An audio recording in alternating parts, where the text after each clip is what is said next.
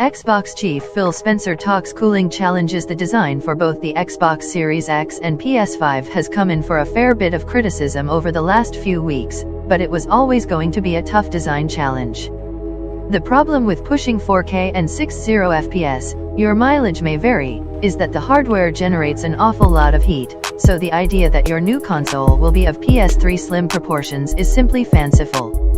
With that in mind, it's perhaps unsurprising that Xbox boss Phil Spencer was quite complimentary of what the Sony team has achieved with the PS5's design. In an interview held in the neutral ground of an Animal Crossing island, Spencer expressed some sympathies with the challenges Sony engineers face. Batman Gotham Knights / Court of Owls game, everything we know about Intel Tiger Lake just in, Chromebooks just became serious gaming laptops. Here's how it's hard because I know the physics that we're both dealing with when it comes to these consoles, Spencer told the host Gary Whitta around the 40-minute mark in the video below. And cooling these consoles, the power, the energy use that presents real challenges this generation. We're talking about consoles with the CPU and GPU that are real powerful computers, effectively. We chose our design because we wanted a large fan that we could spin a little more slowly so we're not making noise, he continued. So we built a form follows function design so that we could draw a lot of air with a big fan spinning a little bit slower so we didn't get those high-pitched whining sounds that sometimes consoles can make. Recommended videos for you. Sony, on the other hand, has taken a different approach.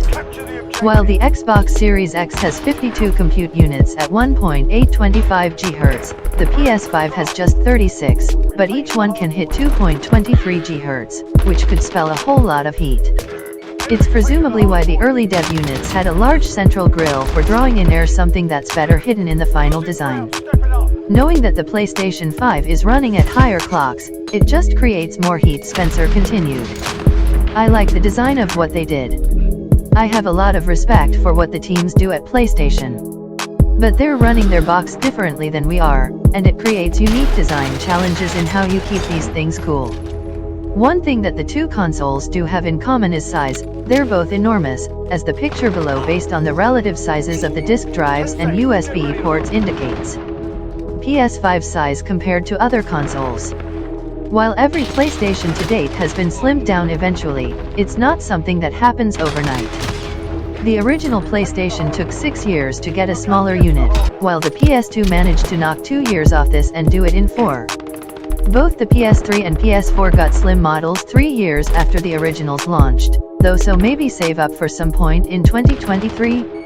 In short, hardware is hard, as Spencer told Whitta. You make these hardware decisions years in advance, because you're making bets on technology that isn't created yet from our partners at AMD.